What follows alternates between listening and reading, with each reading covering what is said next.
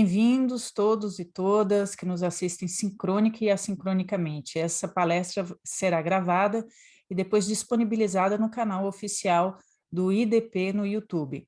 Essa palestra é promovida pelo Centro de Estudos em China e Ásia do Instituto Brasileiro de Desenvolvimento e Pesquisa IDP, um grupo de estudos novo, assim como é também o curso de Relações Internacionais na instituição. Nós temos hoje o prazer e a honra de ouvir o professor Egas Muniz Bandeira. O professor Egas Muniz Bandeira é professor da FAU Erlangen-Nuremberg, Alemanha, e trabalhou no Centro de Estudos do Leste Asiático da Universidade Autônoma de Madrid e no Instituto Max Planck, renomadíssimo, de História do Direito e Teoria do Direito, no projeto Translations and Transitions, Legal Practice in 19th Century Japan, China e Ottoman Empire. É historiador da história legal e política do leste asiático, especializado na formação do moderno Estado-nação chinês no final da era Qin e início da era republicana. E o senhor, por favor, me corrija a pronúncia, porque minha professora de mandarim está viajando para a China finalmente depois da pandemia e não foi capaz né, não teve tempo hábil de receber meu áudio pedindo a correção da entonação. O professor Egas concluiu seu doutorado como parte do curso de doutorado transnacional das universidades de Heidelberg, Alemanha, e Tohoku, Japão, com uma dissertação intitulada China e a Globalização das Constituições e Pensamento Constitucional no Império Qin, 1838-1911. E antes de ingressar para a FAU Erlangen-Nuremberg, trabalhou nesses centros. Hoje ele é professor titular, é isso? Titular não, isso a titulação aqui na Alemanha é diferente, né? Oficialmente assistente científico, que seria um professor assistente, eu acho, em outros países. Coeditor dos volumes Planting Parliaments in Eurasia, 1850-1950, Concepts, Practices and Mythologies. É um livro que, enfim, né, para o estudo de comportamentos e rituais comparados entre parlamentos é interessantíssimo. Falei para o professor Egas, antes de conhecê-lo pessoalmente, já havia adquirido o livro e começado a leitura, né, como parte para que entrasse no meu doutoramento, na minha tese doutoral, e entre outras obras. A palestra de hoje é Entre o Gradualismo e o Imediatismo, algumas reflexões sobre o constitucionalismo chinês, primeira metade do século XX. Nos assistem sincronicamente a turma de História das Relações Internacionais, do curso de Relações Internacionais do IDP, e também alguns membros do grupo de estudos da China e Ásia. É importante que eu destaque para o grupo de História das Relações Internacionais que quando nós falamos da dinastia Qin, nesse caso, é a última dinastia chinesa. Nós conversamos em sala de aula sobre a quarta dinastia, que tem uma pronúncia muito parecida, a dinastia Qin, né, que foi de 221 a 207 a.C. Aqui é um outro jogo, nós estamos falando da última dinastia, aquela que se encerra em 1912. Então, sem mais delongas, com a palavra, o professor Egas Muniz Bandeira. Muito obrigado pelas gentis palavras, pela introdução. Eu tenho aqui só uns slides para compartilhar, nada de muito complexo, mas só para mostrar algumas fotos e para que todos possam visualizar um pouco sobre o que eu estou falando. Agradeço muito o convite para falar. É uma grande honra também. Como acabo de ouvir que tem gente do curso de Relações, ou do Grupo de Relações Internacionais, vou falar um pouco também sobre a inserção, né, do constitucionalismo chinês nas relações internacionais, o que tem a ver com constituições de outros países, que é uma coisa que eu sempre gosto de falar. O que eu vou enfatizar mais hoje é uma outra questão, que é do gradualismo ou imediatismo, né? É um tema que é bem frequente, né, na China. A adoção deveria ser imediata ou gradual, né? A China precisaria de primeiro ter uma nova Constituição, ou primeiro fazer outras reformas políticas e tal, para depois introduzir leis que funcionem com o país reformado. Isso é algo que se vê frequentemente, né, na história, de debates sobre isso, na história constitucional chinesa. Vou falar um pouco também sobre, como eu trabalhei muito sobre parlamentos, né, sobre os desdobramentos parlamentares, né, dessa questão, de como isso se reflete na construção de instituições parlamentares, assim por diante. E vou falar mais hoje sobre o período que é antes, né, como a professora Clarita já falou, desde o final do Império, que é a dinastia Qin, que até mesmo para os chineses é difícil um pouco diferenciada da primeira dinastia Qin, a primeira foi 221 a.C. a 207 a.C. O tom em mandarim é um tom um pouco diferente. Mas eu estou falando sobre essa última, que foi governada pelos... Depois ainda vem. Por um povo que não é chinês originalmente, né? O povo tungúsico, do Nordeste asiático, os Manjus, que conquistaram a China em 1644 e construíram esse império.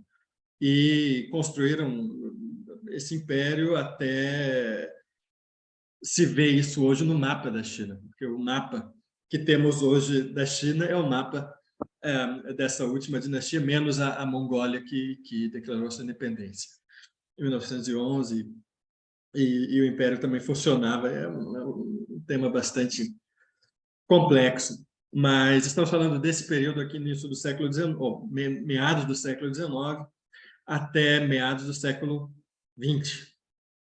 Depois a República da China, que foi constituída em 1911 e funcionou na China, no continente, até 1949, né, até ser derrotada na Guerra Civil. Que é um período extremamente fascinante que eu acho que, no Brasil, pelo menos pelo que eu vejo, é um pouco desconhecido. Falam sempre da China depois de 1949, mas eu diria que, para entender o que acontece depois, é bem importante também ver o que aconteceu antes, né? Que não se inicia tudo a partir do zero, depois de 49. Vamos ver que tem várias continuidades também. Então, partindo dessa questão, isso é uma questão aqui essas questões que eu ponho aqui aparecem não só na China, aparecem, na verdade, em muitas histórias constitucionais que eu conheço, e na Europa também, né? E em outros países também. Essa questão, o povo tem que ter essa maturidade, ou tem que ter o povo essa maturidade, interrogação, ou não, ou primeiro podemos fazer a Constituição, e já tem. Então, isso são debates que aparecem na China, mas também aparecem em outros países, e os próprios chineses também têm ciência disso, né, a partir do século XIX, e debatem bastante o que acontece na Rússia, o que acontece no Japão, em outros países. Isso aqui, esse é o Tsar Alexandre I, da Rússia, que declarou ou proclamou uma constituição para a Polônia, e prometeu uma também para a Rússia, desde que a maturidade apropriada seja alcançada. Depois ele nunca fez. Mas então esse argumento da maturidade vai aparecer depois também na China e em outros lugares. Eu acho que isso reflete também outros argumentos que a Constituição deve refletir o espírito de um povo, e não deve ser algo orgânico, né? Deve ser construído por dentro. E esses argumentos, Kant, Hegel fazem esses argumentos também. Ah, na China, a história propriamente constitucional que eu estou falando começa a partir dos meados do século XIX. Nós temos a historiografia mais antiga, que agora já é datada, né? Gostava de dizer que a China era imutável, e que não fez reformas políticas até o fim, que hoje já se sabe que houve vários, que não foi bem assim, né? Já os debates, né, sobre como é que a China politicamente devia se adaptar a esses desafios, né, depois das derrotas na primeira, especialmente na Segunda Guerra do Ópio, 1960, como é que a China devia se adaptar, isso já se inicia nos anos 1870, primeiros debates em jornais, né? Esse é o Jornal de Xangai, o primeiro jornal de estilo moderno da China. Muito tempo as pessoas a produção acadêmica não lia jornais, né? Liam os textos, os livros escritos pelos grandes intelectuais, e por isso não perceberam que já tinha muita coisa antes disso sendo debatida nesses jornais. Autores dizendo que a China precisava de uma imprensa moderna, precisava de um parlamento. Parlamento vem antes como conceito do que Constituição, mas depois se torna uma parte bem importante do conceito de Constituição. E esses debates se tornam mais imediatos com o decorrer do tempo. Temos uma guerra entre a China e a França em 1885, onde a China até que se dá relativamente bem, mas é um conflito, né, que faz muita gente também já querer reformas mais cedo, né, de forma mais imediata. E depois, mais ainda, a guerra da própria China contra o Japão, onde, dessa vez, a China sofre uma derrota catastrófica. E muitos estudantes, intelectuais, começam a dizer: não podemos continuar assim, precisamos realmente fazer mudanças de maneira rápida. Se intensifica esse discurso nesse período. E um fator, né, que entra aí é esse fator aqui, que o Japão, que vence a guerra contra a China em 1895, tinha feito todo esse processo de reformas constitucionais, não só constitucionais, de todas as partes do direito, de toda a sociedade também, no período, né, desde os anos 1850, depois entra o novo governo, o novo imperador Meiji, em 1968, cujo fim, né, cujo cúmulo é a Constituição de 1889, que marca, na visão, né, de muita gente da época, a transformação do Japão de país que é vítima, inicialmente, do imperialismo, se torna uma grande potência imperialista. Isso, desse modo, o Japão se torna um modelo, de certa maneira, não só para a China, como podemos até dizer global, né? O que o Japão fez que deu certo lá, que o Japão conseguiu superar essa condição, né, de vítima do imperialismo. E conseguiu até, né, esse país que era considerado periférico, conseguiu até nos vencer em guerra.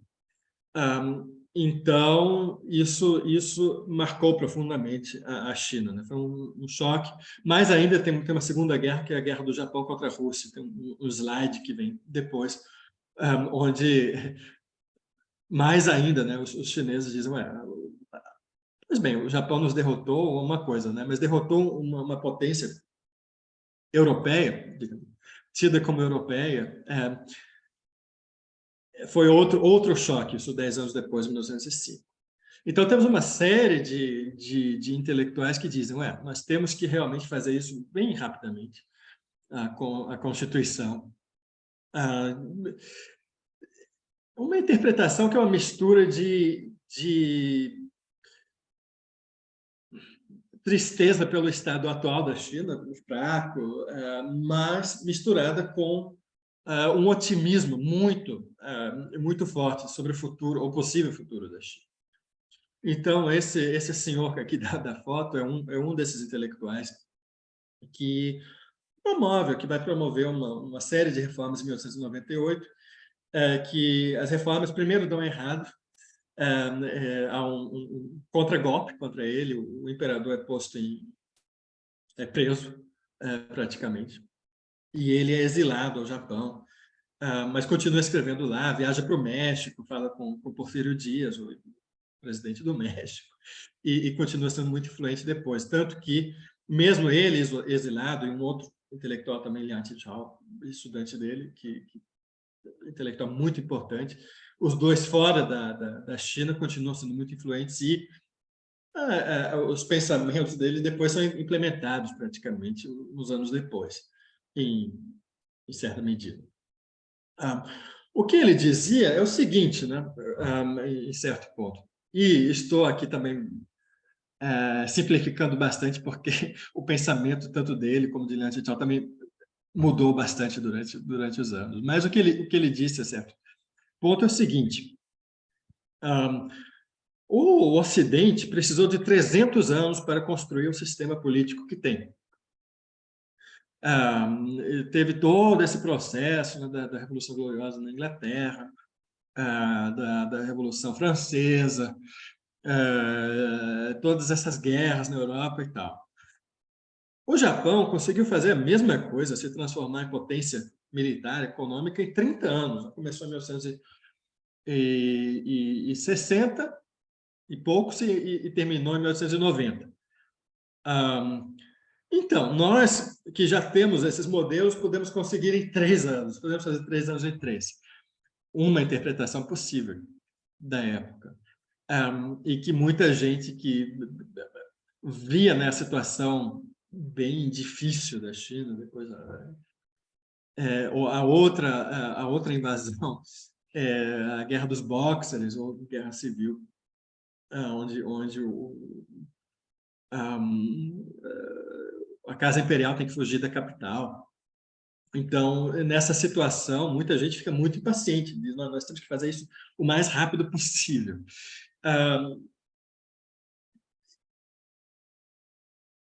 Isso também comparando, né, com outros países. O Japão é um exemplo, e aí o que acontece é que muitos fazem uma equivalência, onde uma correlação se torna uma causalidade. Então, o Japão conseguiu nos derrotar em guerra, ou conseguirá, eles escrevem antes mesmo da guerra contra a Rússia, mas já prevêem isso. O Japão se tornou forte depois da Constituição. A Rússia está fraca, eles veem a fraqueza da Rússia antes da guerra até. A Rússia está fraca, o Império Otomano está fraco, a Turquia, o Império Otomano, até mesmo o Império Otomano também tem esses problemas também de corrupção. Tem gente também que compara o ópio com o café, como assim, drogas. É uma história, né, que é feita assim como lição para os chineses, mas essas comparações têm. Então, nós estamos nessa situação desses países fracos, e então o que eles têm em comum é que não tem uma Constituição, ou não tem um sistema constitucional. Por isso, nós precisamos fazer isso o mais rápido possível. Isso se torna uma exortação para o Império Chinês. Mais ainda depois dessa guerra. Isso eu acho... Tem muita gente que vê a guerra como transição, mas eu, lendo os textos escritos antes da guerra, eu vejo que muita gente já tinha ciência, já tinha uma presciência disso antes. que a guerra, né, se torna não só uma guerra entre dois países, mas uma guerra entre os dois sistemas, constitucionalismo e absolutismo. Então, tem muita gente que vê também, na Rússia, a guerra desestabiliza o país, tem protestos, e assim eles também querem. E nós temos que estar antes deles. Tem outros exemplos também. A Turquia também, em 1908, readota sua Constituição, o Império Otomano, onde também tem chineses que dizem agora nós somos os únicos sem, né? Então precisamos fazer isso rapidamente, imediatamente. O governo o governo imperial chinês não concorda muito com isso. E isso é que leva a uma série de conflitos internos, que tem muita gente escrevendo, né, petições para o governo, pressionando. Também tem, certamente, umas certas elites locais que veem a Constituição como uma chance também de fortalecer o próprio poder. Tem esses fatores internos, né? Mas tem esse argumento do fator externo que também é bastante forte. Então, o governo vê, nós temos que fazer alguma coisa, temos que fazer reformas, mas não vamos fazer como a Rússia, que adotou uma constituição de um dia para o outro. Nós vamos fazer isso de maneira gradual. Aí a pintura aqui da esquerda são celebrações que acontecem quando o governo, em 1916, diz: tudo bem, nós vamos preparar agora a construção de um sistema constitucional, mas o governo não dá um prazo, né? Diz vários anos, e isso vendo os arquivos, né? As minutas dos debates, pode-se perceber que houve um debate muito forte dentro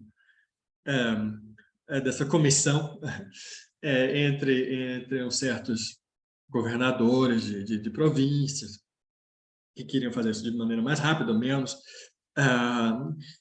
Alguns queriam definir o número de anos exatos até o sistema constitucional, até a Constituição. Outros diziam, nós ainda não temos a maturidade. Então, esse slogan também, que a maturidade popular ainda não está alcançada, é bem comum nesses anos, e continua sendo comum também depois do fim do Império. Vamos ver. O resultado disso é que o governo diz: nós vamos primeiro preparar o constitucionalismo, vamos primeiro fazer reformas, desenvolver o país, e depois, no final, nós vamos introduzir uma Constituição, né, como fim desse processo. Vamos fazer reformas administrativas e muito mais. Isso é acompanhado, né, de argumentos também vistos, né, do Japão, mas também desses outros países. Aqui são uma caricatura de um jornal, né, que mostra que são bichos da seda, né? O Japão e a Rússia já têm constituições, e a China ainda está em estado de larva. Ainda vai se tornar. Então, tem todos esses debates, mas eles veem, né? A Rússia está se transformando também em país constitucional, mas não está dando muito certo. Aqui isso é um lado que diz: o povo russo inteiro está nas ruas protestando nessa primeira revolução de 1905, precursora depois da outra revolução, ou das outras duas, mas a primeira de 1905, né, noticiada aí, eles estão protestando, e agora o povo russo está nas ruas, e nós também, o nosso povo aqui, por que nós também não não vamos às ruas. Isso é um lado, né? Essa pressão para que também a China faça o mesmo. Mas aí eles veem, bem, na Rússia tem esses protestos, a Rússia não parece subitamente, né, melhorar a situação. Tem uma delegação chinesa que visita vários países, os 14 países. A delegação visita o Japão, a foto de cima é de um filme sobre isso, onde eles vão para o Japão, falam com o primeiro, a grande figura do constitucionalismo japonês, que foi primeiro-ministro, viajam para a Europa, viajam para a Rússia também. E aí, especialmente no Japão também, os japoneses, vou falar um pouco sobre isso daqui a um instante, dizem para eles também, cuidado. E na Rússia também eles veem, eles estão na Rússia, estão em São Petersburgo, na capital, na época, veem que depois também a repressão, falam com também uma das principais figuras do governo russo na época, o Sergei Vitin, onde o Vitin diz para eles o seguinte, eu acho que isso está só na parte chinesa. Eu, infelizmente, não tive a oportunidade de visitar os arquivos na Rússia pessoalmente para confirmar isso. Eu perguntei a amigos russos que pesquisaram lá e eles disseram que não viram, né? Então, esse discurso que aparece aí me parece muito ser já uma interpretação chinesa do que de acordo com o que os próprios chineses, né, a delegação, ministros chineses queriam ouvir, né, queriam interpretar. Porque esse discurso aparece muito em outras partes também na China. Que a Rússia já tem uma produção, uma preparação, né, de 100 anos para o constitucionalismo. Tem isso, esse Alexandre I, que eu mostrei agora já, prometendo uma constituição, temos a revolta decembrista de 1925, depois o governo recua e depois não e quer fazer uma coletânea de leis, russa, dizendo que Constituição é um conceito estrangeiro que não cabe na Rússia. Uma coisa estrangeira que não deveria ser adotada. Assim, os debates que até hoje nós vemos reflexos disso, eu acho. E, então, apesar de tudo isso, apesar desses 100 anos de história, a Rússia ainda está tendo dificuldades em adotar uma Constituição, em 1906. Então, nós vemos, quer dizer, o governo chinês, mas não só o governo, tem também os intelectuais que concordam. A Constituição é uma coisa boa, né? Vemos o Japão que tem esse sistema constitucional, e lá aparentemente deu certo, porque a Constituição acarreta o quê? Acarreta uma maior eficiência do governo, né? Temos o parlamento que depois traz, né, o que o povo pensa para o governo, então o governo pode fazer leis melhores, temos uma maior identificação, né, um instrumento nacionalista também, ter uma Constituição, um parlamento, onde todo mundo está representado e tudo isso. Tem todos esses argumentos, mas isso não vale a pena adotar ou não funciona se adotar de um dia para o outro. Tem que ter eu acho que eu não coloquei aqui. Sim, aqui. Tem que ter uma base para isso funcionar. Quer dizer, o parlamento, que seria a parte central da Constituição, só funciona se tem gente suficiente que entenda das leis, que saiba ler e escrever em primeiro lugar, mas depois também que entenda de lei, de política, assim por diante.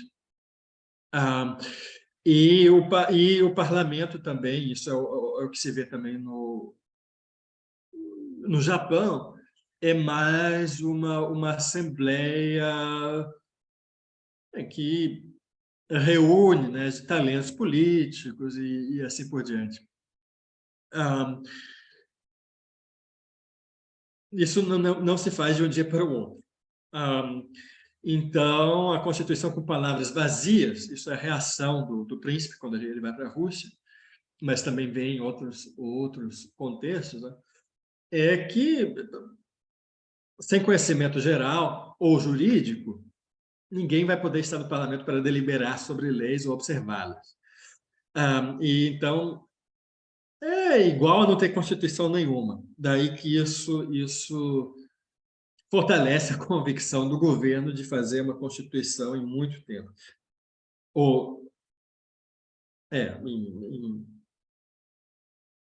Depois de uma preparação de muitos anos. Nem de todo mundo no governo. Aí tem outra gente também que é mandada para o Japão para estudar a Constituição japonesa. Esses aí preveem um tempo um pouco mais rápido. Então, tem um pouco mais rápido, né, até o estabelecimento da Constituição. Esses aí são os dois. Um foi ministro, né, da China no Japão, não?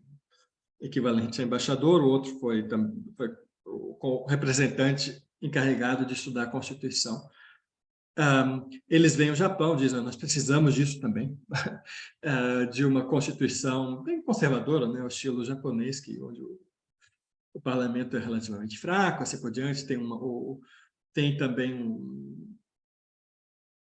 o Japão tem um conselho de Estado que é interessante, mas tem certas conexões com o Brasil também, assim por diante. Mas eles preparam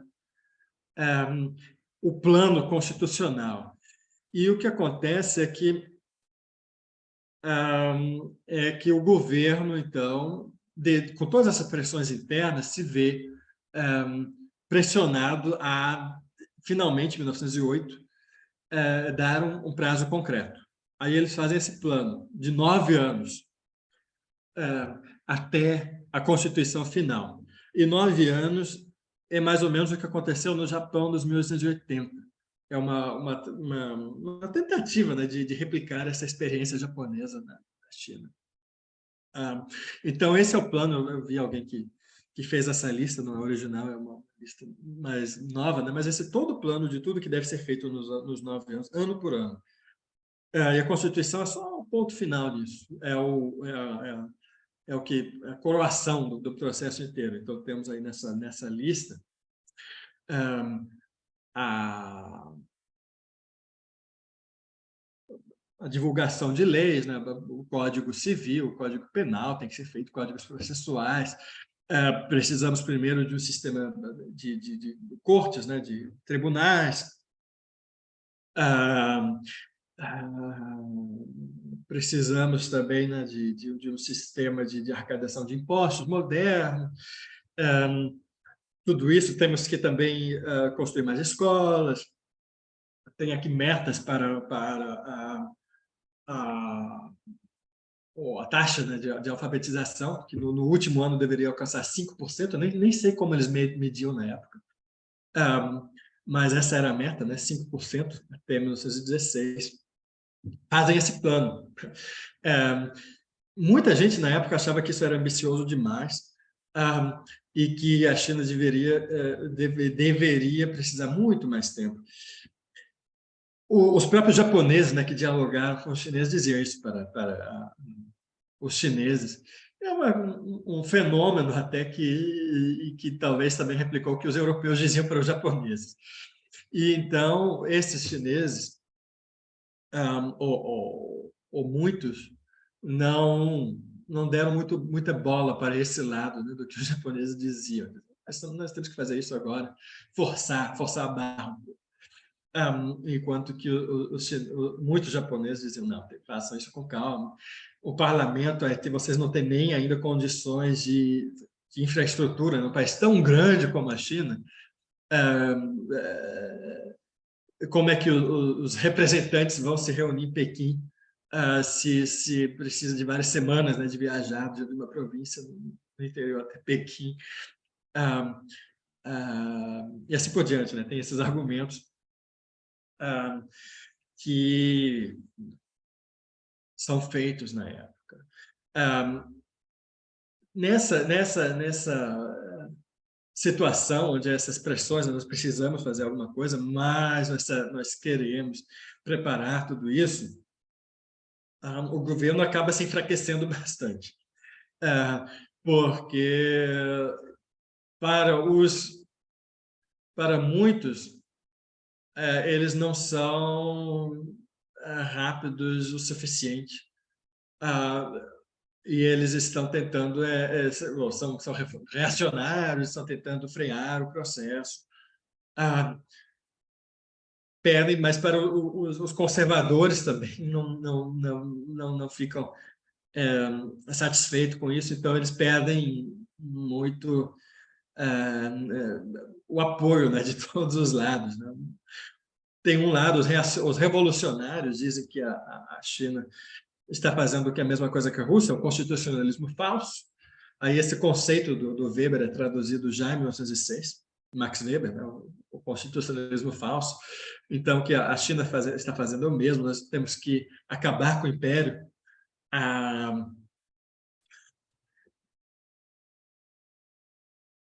Isso dificulta muito, né, a situação do governo. E a sociedade também evolui muito nesses anos. É uma transformação enorme. Tem gente, né, que diz em 1910 que a China em 1910, quem voltava para a China em 1910, depois de sair do país, depois de 10 anos, não reconheceria mais o país, né? Então, é uma transformação que eu acho que é bem comparável, né, na sua intensidade, na sua escala, com a transformação da China, digamos, de 1980 para 2000. Tá? É uma transformação enorme que acontece nesses anos, e a sociedade também se altera bastante, né? Tem já os inícios, né, de um movimento feminista. O voto feminino só é introduzido em 1946, depois da guerra, mas já tem esses inícios aí, né, uma educação muito mais ampla, e assim por diante. Não. Esses revolucionários, falando de Tóquio, aqui é daí da esquerda, porque eu também está em inglês aqui, tem uma certa influência também. Então,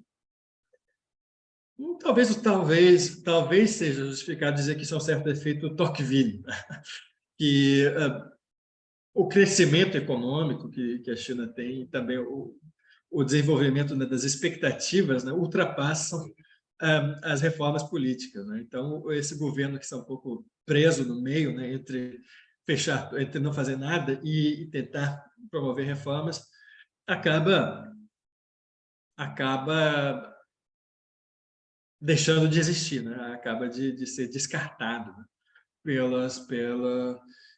Na verdade, não tanto pelos revolucionários, né? Se fala de uma revolução republicana em 1912, onde eu tenho aqui essa foto aqui é do primeiro comitê, ou de um dos primeiros comitês constitucionais da República. Então, a República acaba com o Império, mas a transição é negociada, de certa maneira, entre o imperador. Bem, o imperador mesmo é ainda uma criancinha, né? Mas o regente, e os grupos que detêm poder em Pequim, né? O Yuan Shikai, que é uma figura, um general e governador muito importante, e as províncias no sul que declararam a sua independência do Império, uma república primeiro. Então, é uma negociação que leva ao estabelecimento da República, em 1912, que acaba com esse processo, né? Nós temos que fazer isso, esse gradualismo até a Constituição. acaba, de certa maneira, com esse processo e transforma um pouco o paradigma. Mas, ao mesmo tempo, como é uma coisa negociada, também tem muitas continuidades entre o Império e a República. Aqui, o novo paradigma é como é uma república, agora é soberania popular, e a Constituição, ou a Constituição provisória, é muito otimista. Sai em 1912 e é inspirada, em certa maneira, pela França, pela Terceira República Francesa.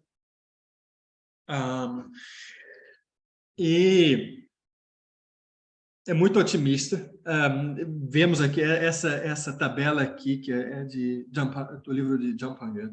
Vemos aqui que o número, né, de pessoas que podem votar nas primeiras e últimas eleições no Império, em 1910, era 0,4% da população. Depois das primeiras eleições da República, em 1912, já é de 10,5%, que é um crescimento enorme, né, da taxa, do percentual da população que pode votar.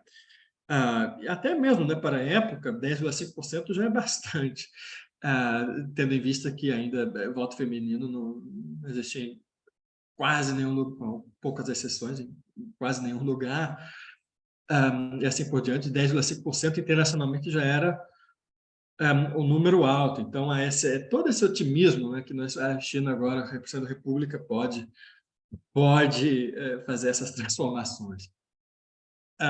Há também muita continuidade, um certo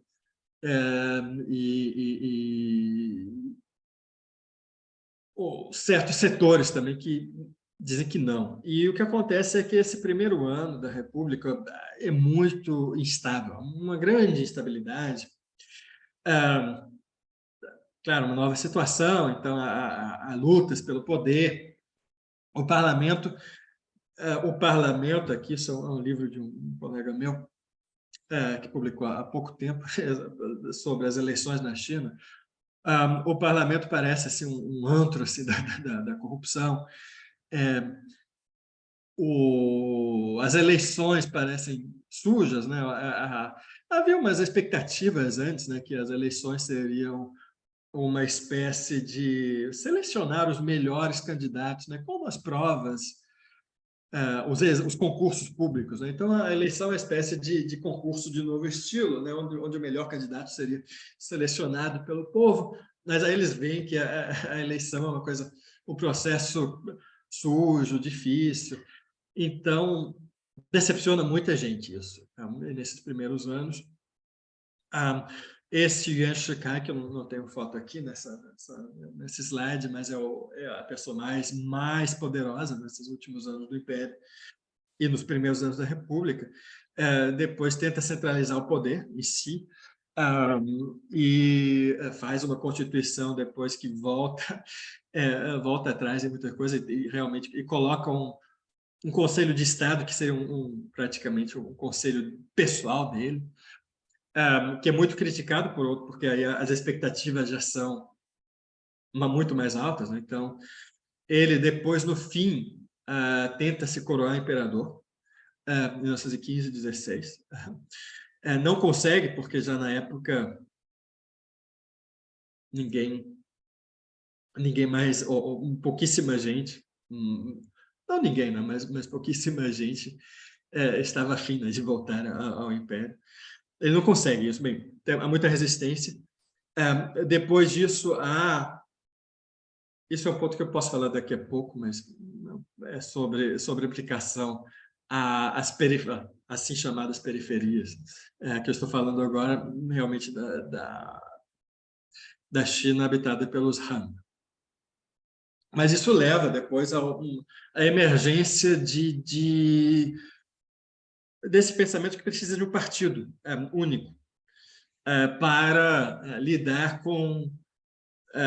ou para liderar a China, para lidar com esse caos e para transformar a China num país moderno, industrializado e tal.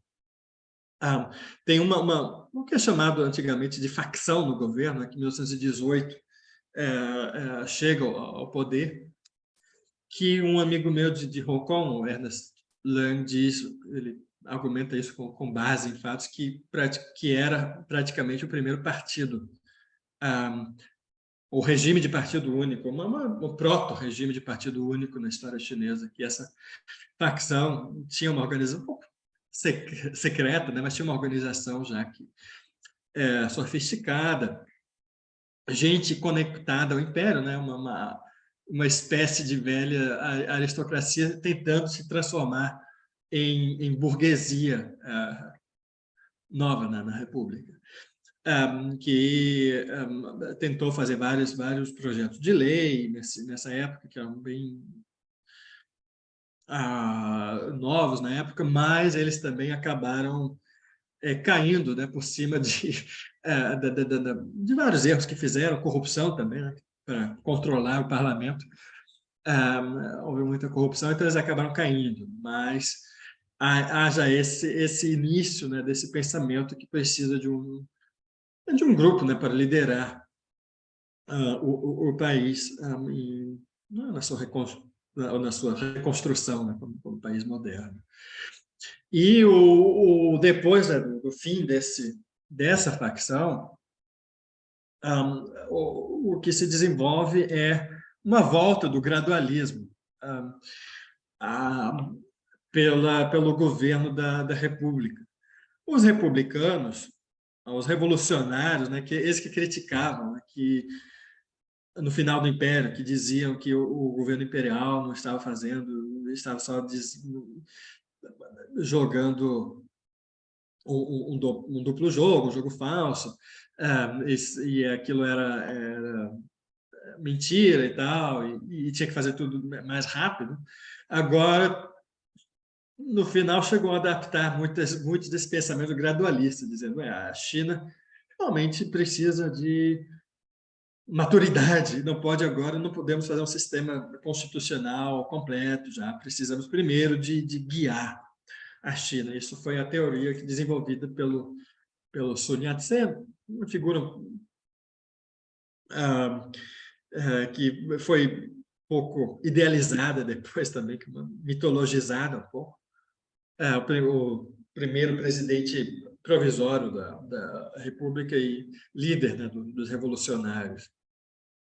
E ele desenvolveu esse pensamento dos 3 estádios. Né? Então, o que diz isso? O governo constitucional é também só o fim de um longo processo de transformação.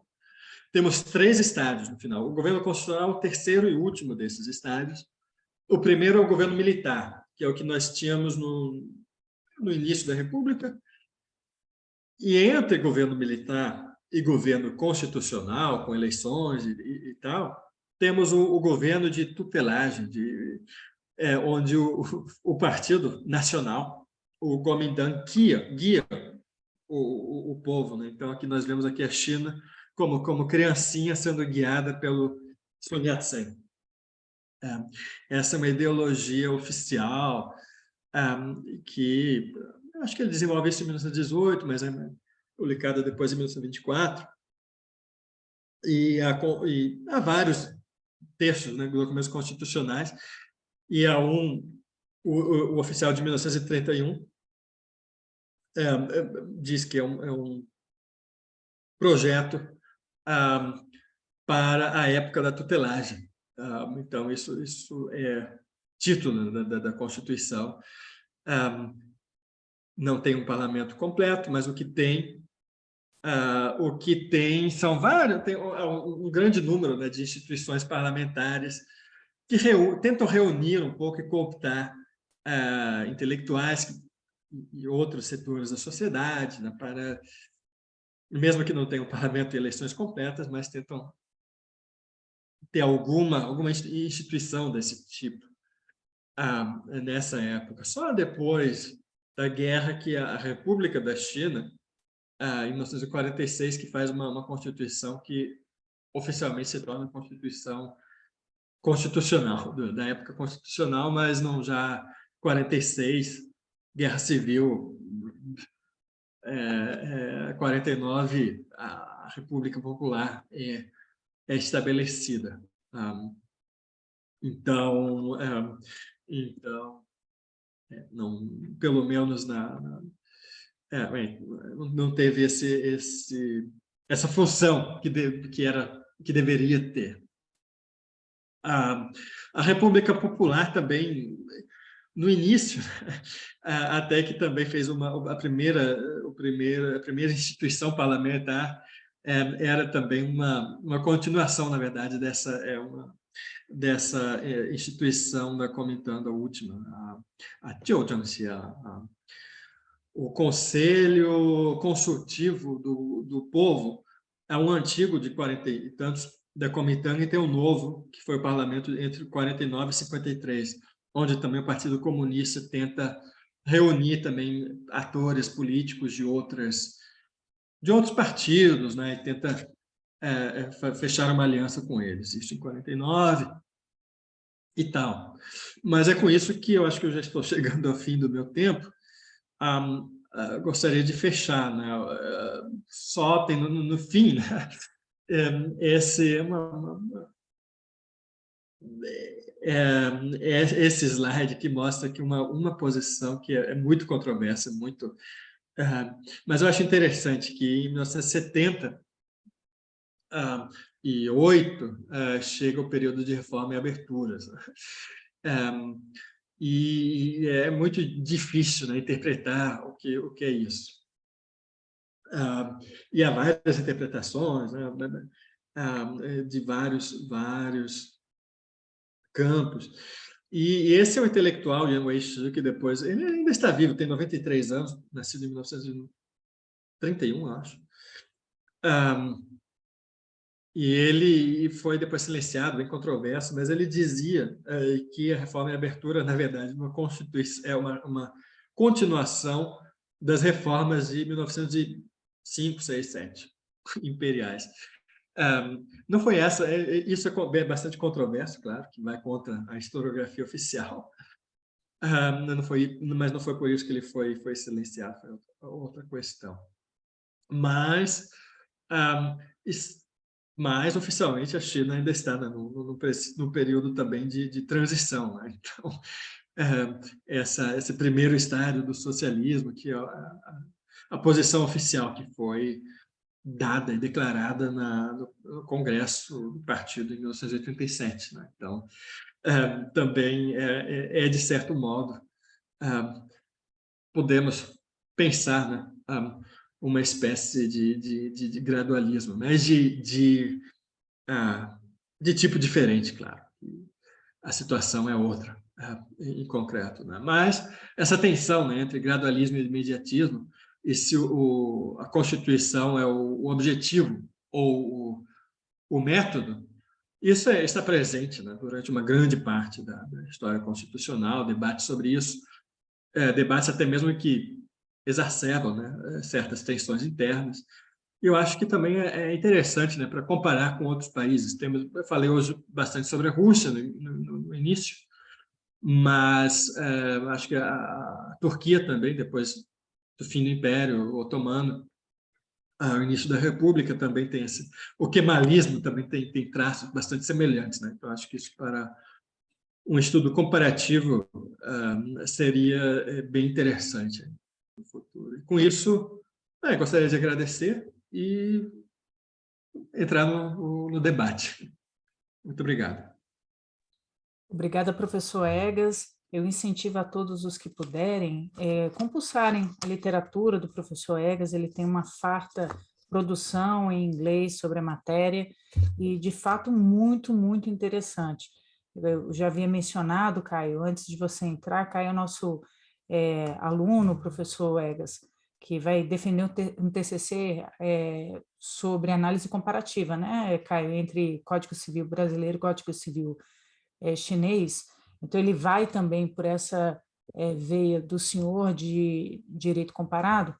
E, Caio, antes do professor Egas, de entrarmos, na verdade, online, né, da sala ser aberta para todos, conversávamos particularmente que eu já havia notado o excelente livro do professor sobre os parlamentos na Eurásia, né, exatamente pelo meu cacoete de origem, por eu ser consultora do Senado, por óbvio, eu adoro esses estudos comparativos. E realmente de um potencial, nossa, um potencial, digamos, né, a comunidade de sinólogos incorporarem cada vez mais a produção do professor Egas vai ser de um potencial assim enorme para os estudos comparativos. Temos também, professor Egas, a Maria Luísa Laranjeiras, que é aluna do Direito da UNB, ela é um dos membros, né, de um grupo de estudos muito afamado aqui no Distrito Federal, mais antigo que o nosso, que é o GP, o G é China. O G é China, isso. China. Tem um Instagram bastante animado, né, Maria Luísa? E ela também vai defender um TCC, professor Egas, sobre comparação, né, entre o constitucionalismo brasileiro, precisamente isso, o constitucionalismo chinês, aí já né, contemporâneo, né? Inclusive, não sei, Maria Luísa ou Caio, se vocês já querem começar com as perguntas, ou se eu posso direcionar apenas umas reflexões aos alunos para à luz da didática, só para lembrar os alunos o seguinte: o que nós temos de comum entre Império Otomano, Rússia e China, na época em que eles começam com os movimentos constitucionais? São grandes impérios que começam a se ver ameaçados pelo mundo, ruindo as suas bases. Então, eles começam a questionar como modernizar a base econômica, como modernizar toda a sociedade, e o constitucionalismo surgiu como uma espécie de observando o mundo, então os grandes atores internacionais, os grandes líderes internacionais, como uma peça de engenharia e modernização do próprio Estado, né, na promessa de que eles se fortalecessem e assim mantivessem o protagonismo nas relações internacionais. É interessante ter isso em perspectiva. Professor, o senhor falou a respeito de um filme. Esse filme está disponível, o senhor acha, para o Brasil, para... Né? Está disponível, tem... Na verdade, é um seriado, né? Não é um só filme, o título chinês é Zhou Xiang Gong He, em direção à República. Em direção à República. Ou indo em direção à República, né? Zhou Xiang Gong He. E eu acho que tem duas versões, né? Tem uma versão que é da China continental, e tem uma versão que tem uns capítulos que são um pouco diferentes, né? Mas tem capítulos muito detalhados, né, sobre todos esses episódios da transformação do Império da China, do fim do Império e do início da República. E, pelo que eu saiba, sim, estão, mas deve ter subtitulação também em inglesa, pelo que eu saiba. Eu cheguei a conferir isso, mas estão disponíveis. Posso até depois o título posso colocar no chat agora. Uhum. Seria muito interessante. Sim. Agora, para a turma de relações internacionais, eu confesso que até mesmo para mim não conhecia essa manifestação, essas aspas da Show, é isso? A respeito, que lança reflexão a respeito do momento seminal do constitucionalismo na China, querendo emular impérios, que o constitucionalismo seria, portanto, para armar e instrumentalizar um projeto de império chinês, né? Isso pode ter consequências do ponto de vista, esse tipo de não de afirmação, claro, de resgate histórico, né? Isso obviamente faz arrepiar aqueles que veem na China como uma ameaça, né, como um projeto de império mundial, uma espécie de profecia que se autocumpre. Olha lá, desde o início dos momentos exordiais da China republicana, do seu constitucionalismo, ela já tem um projeto de império. Essa aspas me corrija, por favor, tá? Do Da Shou, ele tem esse pensamento, esse espírito, o senhor acha, ele animou a Constituição que então, digamos, foi minutada e foi ultimada, e digamos, instruiu os outros projetos constitucionais ao longo da história chinesa, ou não? Foi apenas um dizer que, na verdade, não alimentou essas iniciativas, Olha, a perspectiva dele. essa é uma questão muito interessante, porque eu gosto muito desse texto, eu acho muito interessante, porque ele é bastante explícito, e não, por essa razão, hoje não é muito, ou pelo menos essa passagem, outras passagens talvez mais, né, mas essa é menos citada. E o que se vê na época é que, primeiro, ele foi o representante oficial do governo chinês em Tóquio para estudar a Constituição. E o relatório que ele faz sobre ele e o colega dele, os dois relatórios, são fundamentais, né, para esse projeto da Constituição de 1908. E ele, o que se vê é que esse pensamento ele é explícito, né? Em muitos outros casos é bem menos. As pessoas não dizem isso explicitamente, nós queremos ser imperialistas, né? Mas o que fica aparente é que a função da Constituição é fortalecer o Estado. E se todo mundo, né, no mundo imperialista, os europeus, os americanos são, os japoneses agora também são, o que a China precisa fazer para sobreviver nesse mundo de imperialistas é ser imperialista também, né? Isso é a lógica da época. Então, nesse sentido, na época, representava uma grande parte, né, do pensamento. Talvez nem toda. Há certos outros textos onde aparece também uma espécie de teoria, né? O que se vê hoje é essa teoria de paz democrática, né? Esse pensamento que países democráticos não fazem guerra um contra o outro. Então, tem uma gente que formula uma espécie de teoria de paz constitucional, mas se todos têm uma Constituição, aí esses não fazem guerra um contra o outro. Aí isso levaria, né, na ideia, no final, a uma espécie de paz estável, né, mundial. Tem esse tipo de pensamento também. E uma grande, ou também uma vertente, né, do pensamento, que que o constitucionalismo realmente é a função. Tem no Japão tinha um intelectual que dizia isso também, o Kitakazu Tami, eu acho que era o nome dele, que dizia o constitucionalismo interior e o militarismo externo. Então, isso aparece lá também. Uma espécie, né, de que o Tolstói tinha também o grande autor russo, e tinha essa teoria dizendo que o absolutismo é um monarca oprimindo o povo, né, e depois divide a responsabilidade com o povo. Aí temos o constitucionalismo, leva ao imperialismo, onde, na verdade, agora é o povo que oprime outros. Essa outra interpretação, e Tolstói era anarquista, isso também, tem alguns anarquistas que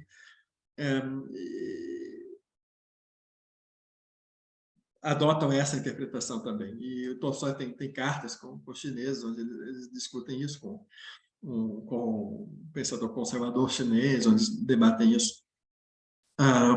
Então, essa correlação aparece bastante, né? O Tolstói também diz, ou outros também dizem, o Japão se tornou agora também um país imperialista, nós temos que evitar isso, que a China faça isso também, e a Rússia, e outros.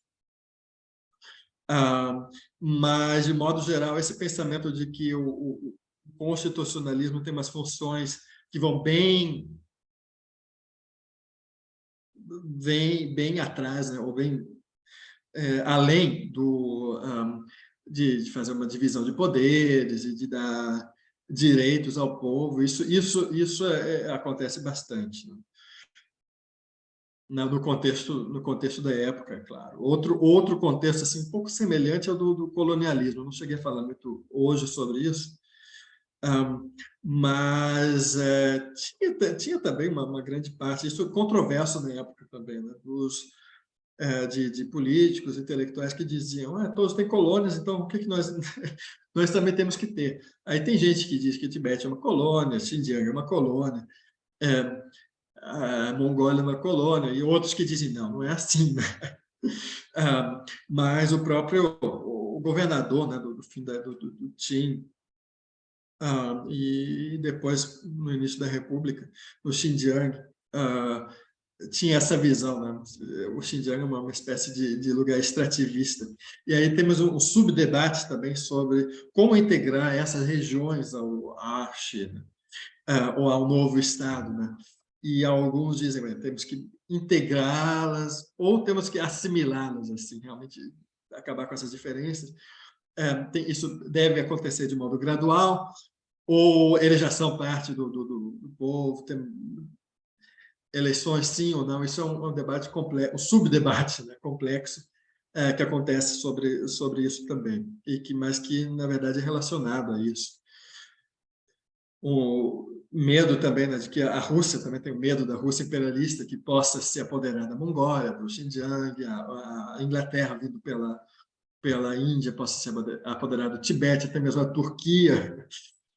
Tem outro texto que eu não mostrei hoje, onde um jornal diz, agora a Turquia tem uma constituição, quer dizer que eles agora estão jogando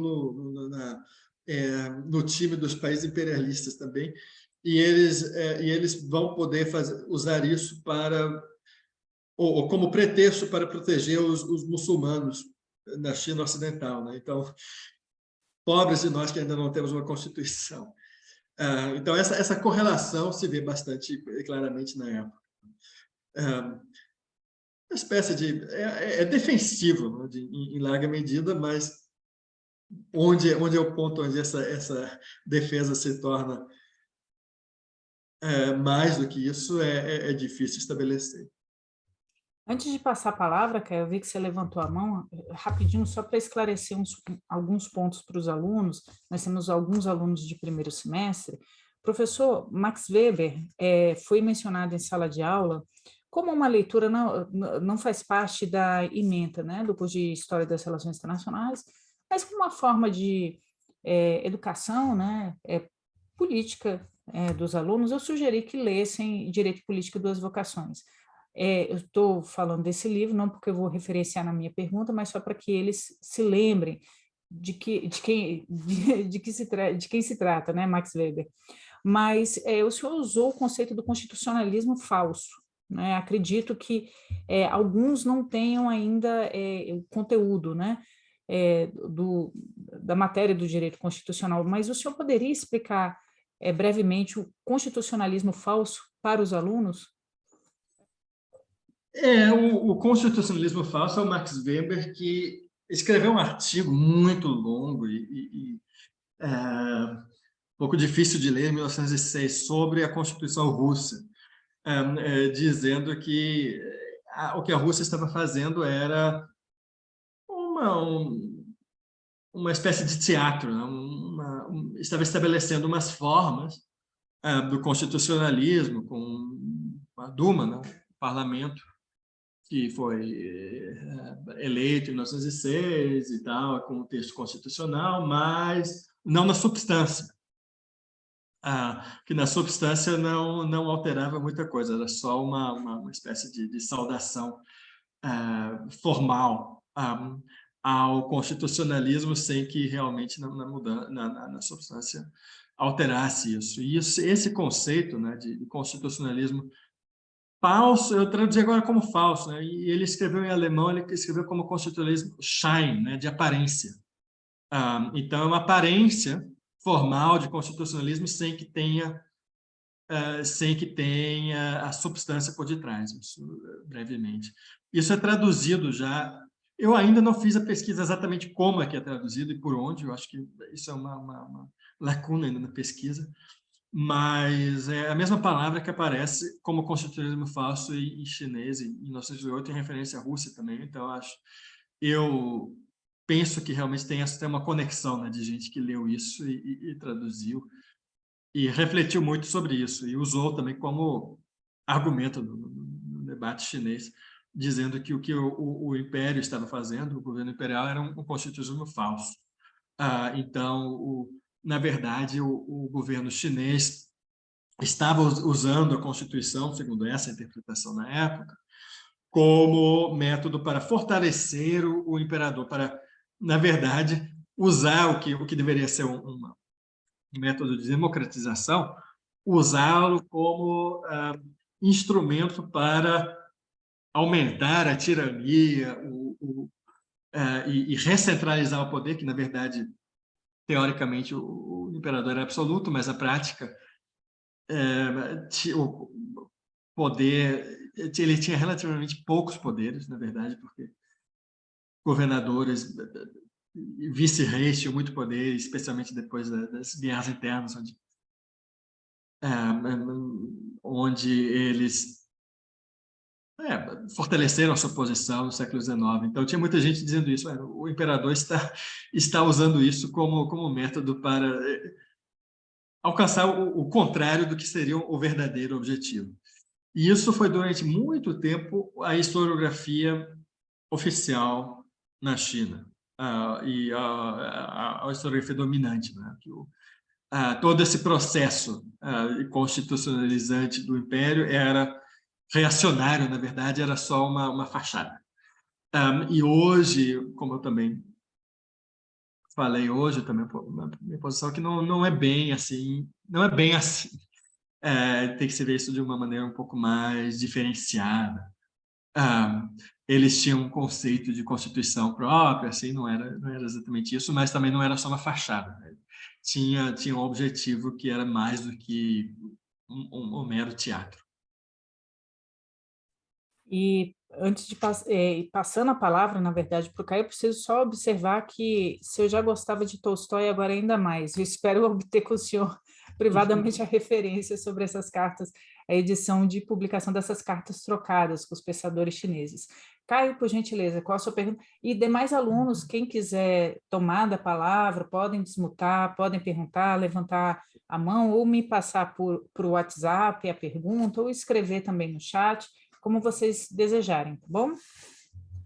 Professor Egas, né? Egas, sim. Egas. Então, no artigo que a gente teve acesso no grupo, sobre o constitucionalismo chinês que o senhor escreveu, eu achei interessante um aspecto que você colocou, que a tendência no momento era quase que de uma correlação, mas não necessariamente de causalidade, né? Os países que são poderosos têm constituições, o Japão conseguiu, de 300 anos em 30 anos, se tornar uma potência industrial, você fala isso no seu artigo, e tinha uma Constituição, né? Mas, de certa forma, foi uma falsa percepção, na realidade, confundindo correlação com causalidade, né? No livro Rise and Fall of the Great Powers, do Paul Kennedy, né, o clássico, ele coloca ali que a queda do Império Otomano foi por excesso de conservadorismo. O que tornou a Europa poderosa foi a industrialização, o que tornou o Japão poderoso foi fazer uma revolução industrial, né? E eu acredito que a Constituição ali ela vem no Japão mais como meio de permitir uma república com liberalismo econômico, com classe burguesa, porque o excesso de estrutura burocrática estatal asfixia a indústria, né? E o Japão pôde ter uma estrutura industrial forte com empresas, as grandes empresas já começam a surgir ali, a Mitsubishi, a Toyota, Yamaha, porque havia uma Constituição que permitia uma estrutura liberal e republicana, né, de igualdade para os burgueses, vamos dizer assim, né, para os imperiais. Mas minha dúvida mesmo que o senhor coloca no seu artigo é que você fala que o senhor menciona que o direito administrativo ele é mais antigo, né, vem antes que o direito constitucional. As constituições mudam, mas o direito administrativo fica. E o senhor fala que já havia entre aspas, uma estrutura muito sofisticada de direito administrativo na China. Que já se poderia falar de uma constituição, né, chinesa ali. E havia também, já havia tinha Minfa, né, tinha leis chinesas antes de uma estrutura constitucional, Então, já havia na China Imperial algum corpo legislativo mais centralizador, com algumas normas mais gerais tratando do Estado, da República, não na estrutura constitucional sucinta que a gente tem a partir das repúblicas, né, no século XX, mas já havia algum corpo mais que fosse uma referência, que eles tivessem um corpo uniforme de normas imperiais administrativas que dessem afeição ao Estado ou algo nesse sentido? Essa é a minha pergunta. Sim, muito obrigado. Bem, quanto ao Tolstói, está na minha tese de doutorado, mas eu ainda estou querendo fazer um artigo extra sobre isso, porque eu encontrei várias traduções que eram desconhecidas, né, do Tolstói. Então, é uma coisa bem... Depois vamos falar em privado sobre isso. Quanto a essa correlação e causalidade, o direito administrativo e tal, realmente isso... Muitos chineses, né, são assim, um pouco desesperados. O que nós precisamos, né, para superarmos essa nossa situação? Aí vem a Constituição como a primeira coisa que lhes vem à mente, né? E tem muita gente, depois eu mencionei isso brevemente hoje, mas muita gente que diz que não, né? Especialmente os japoneses. Tem muitos textos, né, de japoneses escrevendo sobre a China na época, e tem um que eu acho bem interessante, onde faz Nakamura Shingo, o nome dele, que faz uma questão retórica, dizendo, tudo bem, né, o Japão é um exemplo, né, mas o que aconteceu com a Rússia? O que está acontecendo com o Irã, a Pérsia? O que aconteceu com o Havaí, que foi invadido, né, pelos Estados Unidos e anexado? O que aconteceu com Transvaal? Assim. Então, tinha também gente que percebia que isso era só uma correlação, mas não necessariamente uma causalidade, e que tinha esses outros fatores econômicos também, assim por diante. É que o Dachau também escrevia essa coisa do imperialismo econômico, que ele dizia que a Constituição facilitaria, né, o imperialismo econômico também e o desenvolvimento econômico. Mas quanto ao que existia antes, existia um corpo de leis, o Código Imperial, que continua existindo até o final do Império, bastante detalhado. Muitas dessas coisas que estavam nesse código tinham uma aparência de direito penal, mas, na verdade, era muitas vezes só uma aparência, né? Mas o que estava por detrás disso eram questões também de direito civil e também outras de direito administrativo. E tem toda uma tensão entre essa realidade que tem um código, que tem códigos, e que o magistrado, que é, ao mesmo tempo, um oficial do executivo e judicial, né, numa separação de poderes, até esse bem nos últimos anos do Império, ele fazia o que estava nas leis, né, porque tinha toda também a possibilidade de... Tinha instâncias também, né, que podia se referir depois a esse superior, né, ao governador e assim por diante. Então, normalmente o magistrado fazia o que estava no código, mas tem toda uma ideologia confuciana e que não gosta de leis, né, que diz que a sociedade tem que ser governada pela virtude. Então, o magistrado normalmente deve ser uma pessoa virtuosa, que não deve ter falhas morais, deve ser moralmente a melhor pessoa, e assim por diante, e normalmente deve só governar pelo poder de persuasão da personalidade dele, e as leis só são a última ratio, né? O último meio que normalmente não se deveria utilizar. Então, essa ideologia esconde um pouco a realidade do que acontecia. Por muito tempo, a historiografia via essa ideologia confuciana. Tem um outro texto que eu já vi também mencionado como Constituição Imperial, que é um livro escrito pelo imperador Kangxi, em 1670. Não, são 16, acho que eram 16 artigos, né, com umas exortações morais confucianas, ampliadas depois em 1724 pelo seu neto, pelo imperador Yongzheng, e com uma tradução do chinês clássico para o mandarim, que a distância linguística é enorme, né? Então, para fazer isso, ou para tornar isso de conhecimento geral, tinha uma tradução na língua do povo, mandarim. Então, e esse documento, esse livro, era um texto base, né, do Império, onde era lido, né, nas aldeias, assim, com todas essas coisas confucianas. E essa ideologia oficial escondia um pouco que a burocracia administrativa era muito burocrática, tinha todo um sistema bem sofisticado de regras pelas quais funcionava. E, mais recentemente, também não muito recentemente, mas nos anos 80, 90, 2000, muitos historiadores tiveram acesso aos arquivos, né, locais, de como realmente funcionava o processo, né, perante os magistrados locais e assim por diante. Então, tem isso, sim, né? Obrigado, professor. Muito obrigado mesmo. Foi bem esclarecedor. Maria Luísa, você quer usar da palavra? Com licença, bom dia, professor, bom dia, professora.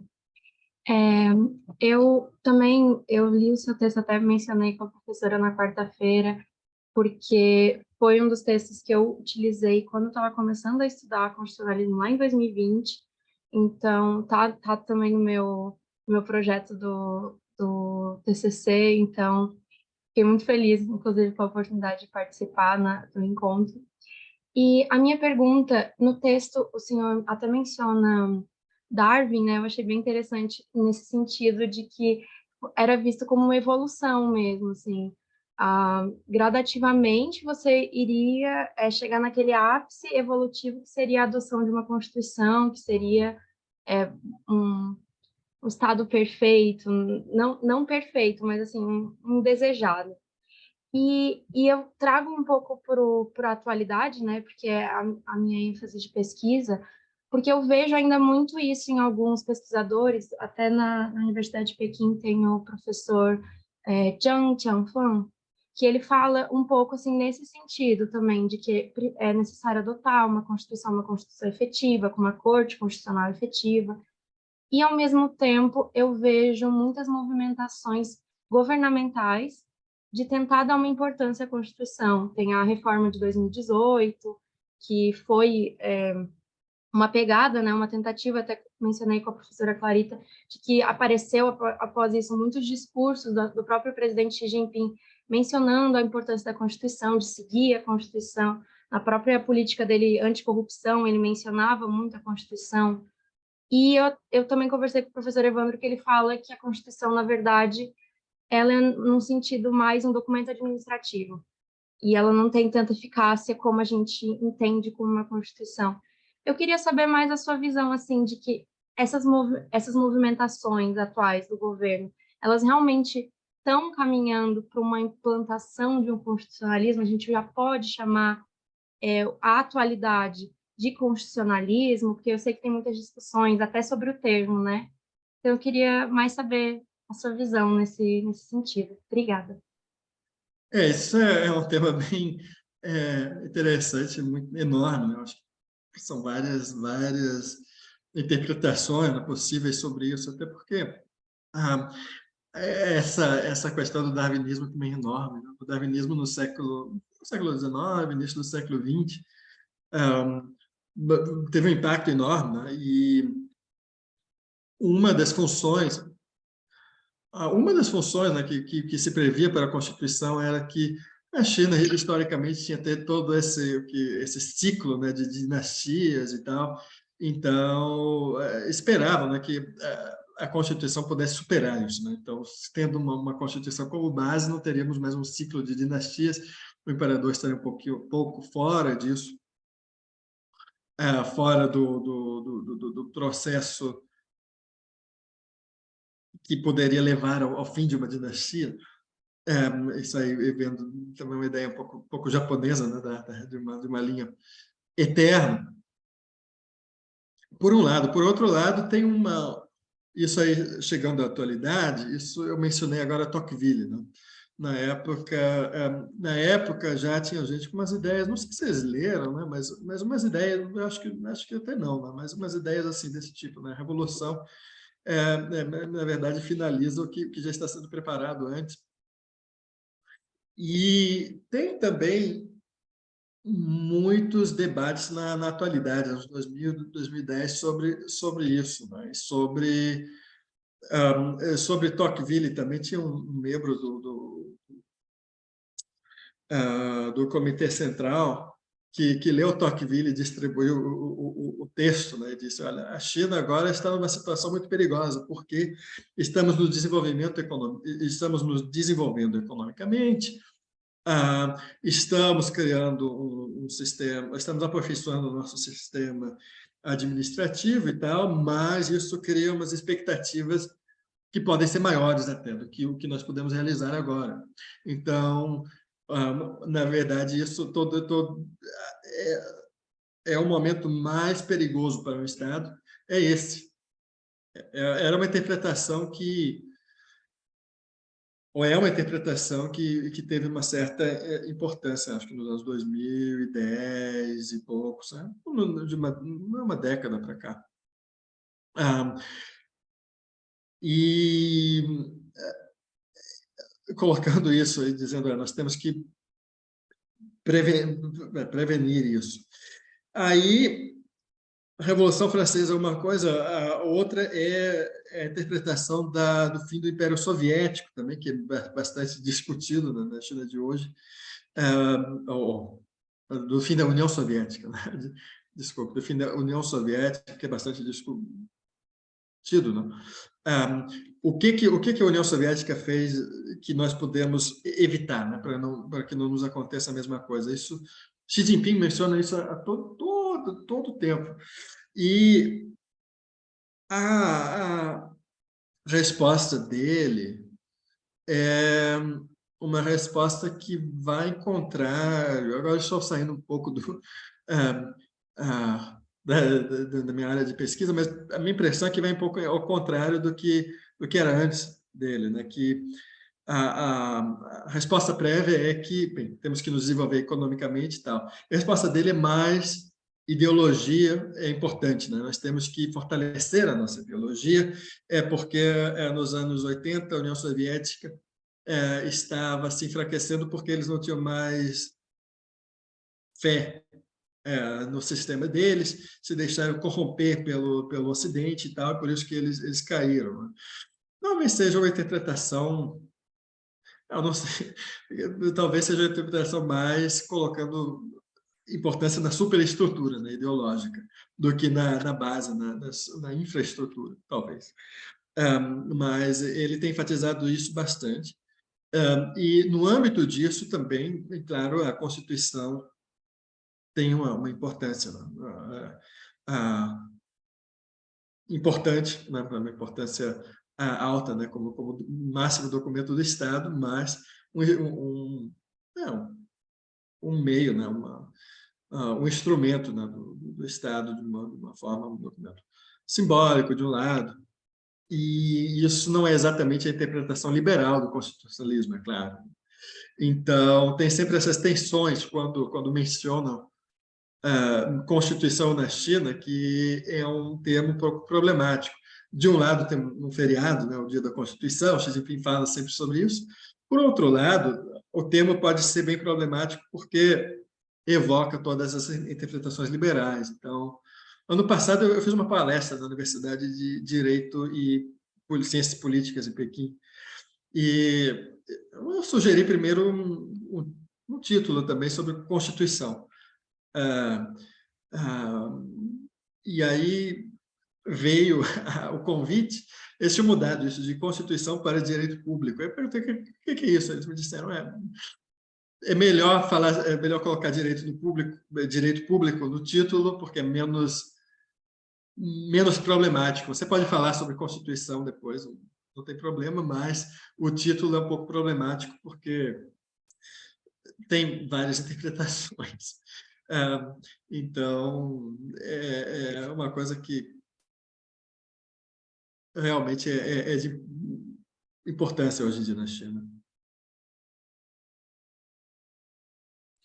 Obrigada, professor. Não, Maria Luísa, perdão, te cortei. Passa a Não, palavra aos demais alunos, se alguém quiser contribuir com alguma reflexão, levantar alguma dúvida.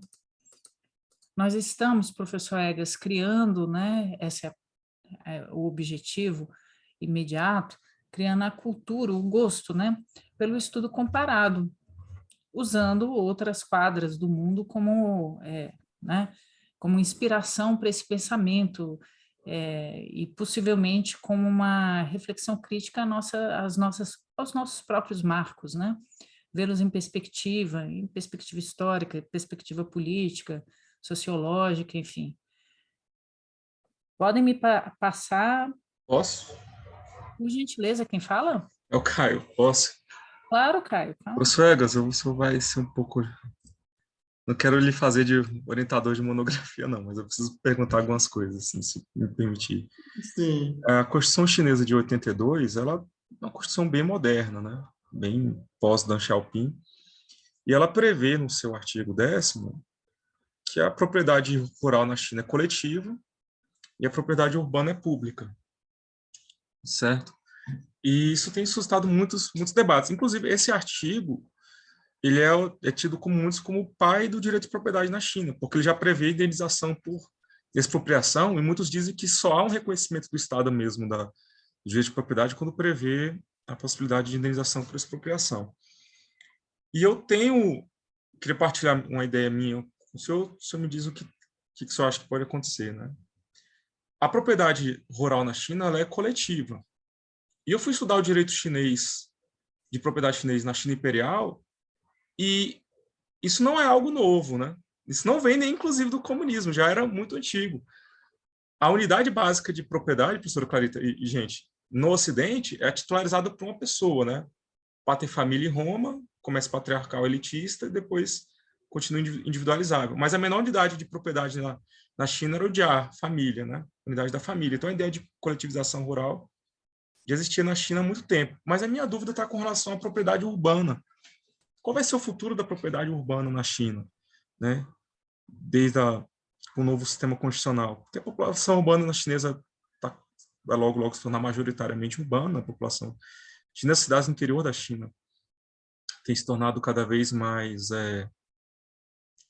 de grandes proporções. Kunming, na província de Yunnan, tem 8 milhões de pessoas. Será que nessa tendência que a China está tendo cada vez mais de ter mais proteção das liberdades individuais e autonomia da vontade, você acha que essa atual Constituição poderia sofrer mais uma emenda no futuro, permitindo a propriedade privada no meio urbano também? O que o senhor acha? Uma pergunta. Possível. Propriedade já é difícil dizer, porque, pelo que eu saiba, a Constituição de 1982, se agora não me falha a memória, houve já uma emenda de 2004, que protege, foi uma coisa uma notícia bem grande na época, que protege a propriedade privada dos cidadãos e tal. Acontece que a propriedade de imóveis, né, é condicional e é temporária sempre. Tem que ser renovada de 70 a 70 anos. E isso, por enquanto, eu não vejo movimentações para alterar isso, né? Se no futuro acontecerá ou não sei, mas, por enquanto, é um sistema que está assim e também tem uma certa função agora, porque muita gente, uma grande parte dessa gente que ficou muito rica, ficou rica também com a especulação imobiliária e tal.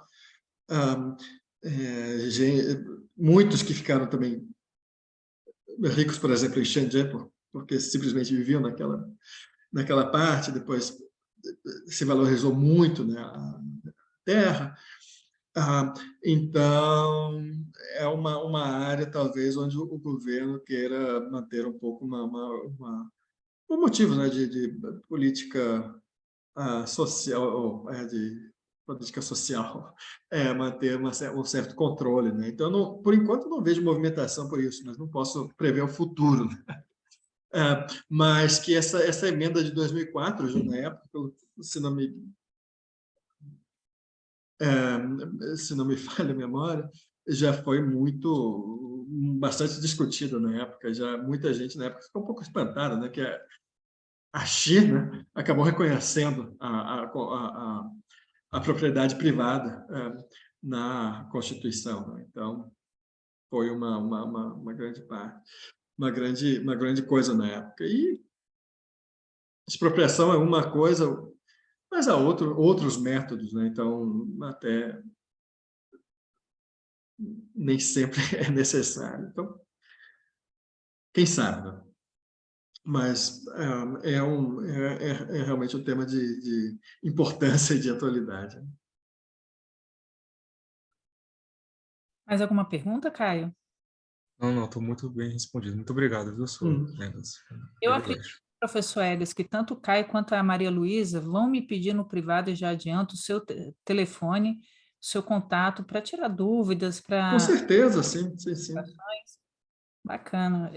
Eu constrangi em público, né? Se não for, não, estou brincando. Eu tenho certeza que pela sua amabilidade o senhor realmente deixaria essa possibilidade aberta. Pessoal, eu estou vendo aqui no grupo de WhatsApp do curso, né? Da turma de História das Relações Internacionais, não temos nenhuma pergunta, aqui no chat tampouco. Então, eu encerro essa palestra que foi excelente, abriu tantas possibilidades. Eu aprendi muita coisa, tenho certeza que também a audiência. Parabenizando o senhor pela sua produção acadêmica, com a qual eu tive contato mais recentemente e fiquei orgulhosa de ter um brasileiro nesse time de sinólogos, um time internacional, já um extrato muito elevado de sinólogos com uma chancela acadêmica tão forte, né, como da Universidade de Nuremberg, na Alemanha.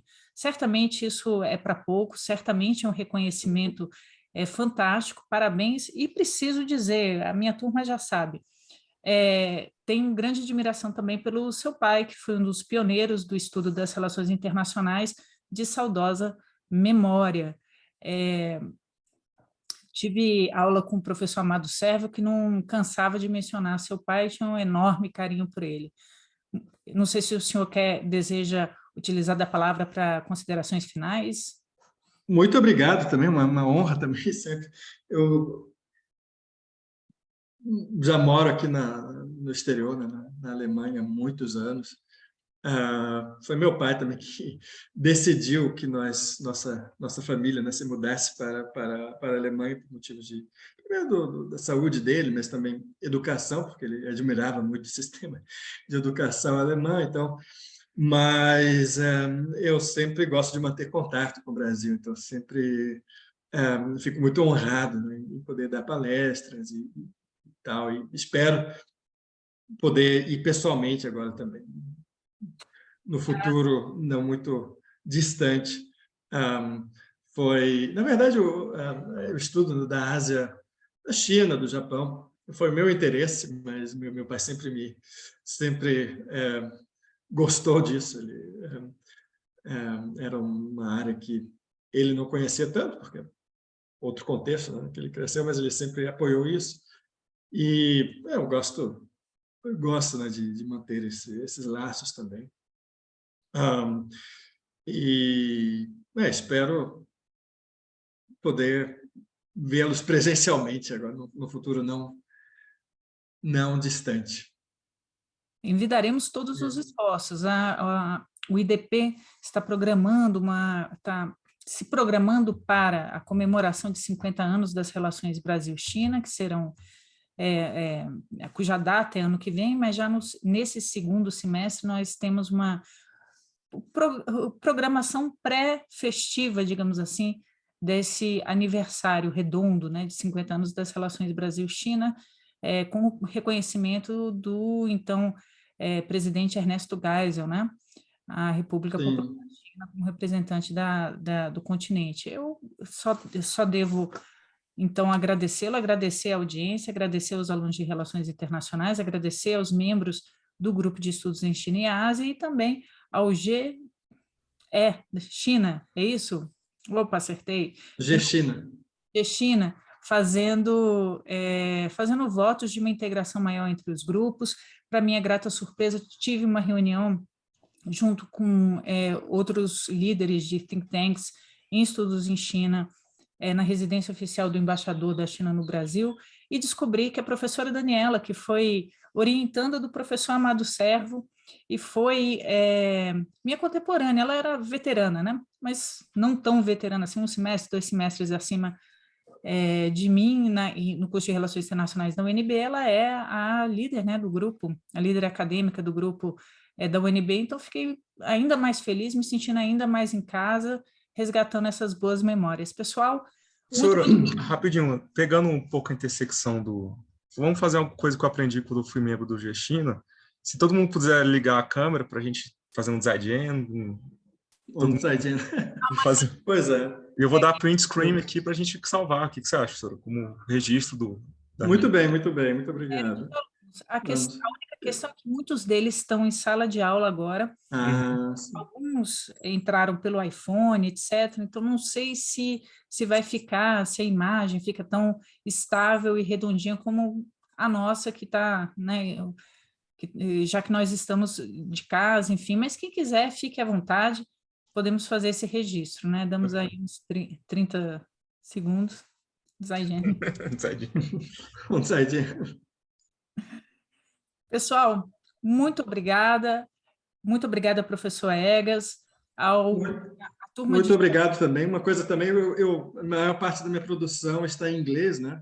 Mas eu tenho um artigo em português que eu escrevi já no início da minha carreira e espero publicar mais em português também no futuro, para divulgar um pouco esse trabalho, entrar em diálogo também com os colegas no Brasil também. Professor, muito obrigado. Para minha grata surpresa, essa geração que eu estou pegando, né, de História das Relações Internacionais, tem uma leitura muito boa em inglês. Eu acredito que houve, graças a Deus, né, uma melhora, né, acadêmica nesse sentido. As gerações elas estão muito à vontade com o idioma. Não era essa a realidade quando pela primeira vez eu dei aula. Isso foi o quê? Foi logo depois do mestrado, meu Deus, 2004, 2005. Não era essa a realidade realmente do público de relações internacionais, mas é hoje uma realidade. Então, eu acredito que não será um desafio a sua literatura, o fato da literatura estar em inglês. Talvez a acessibilidade, eu vou recomendar a biblioteca do IDP a aquisição, né, de algumas das suas obras, para que, enfim, o público possa ter acesso. Tá bom? Pessoal, muito obrigada. O grupo de História das Relações Internacionais tem uma tarefinha até que, então, a professora feche aqui o seu Zoom e corra para o IDP para dar aula no segundo horário. Pessoal, muito obrigada. Bom dia. Obrigada, professor Egas.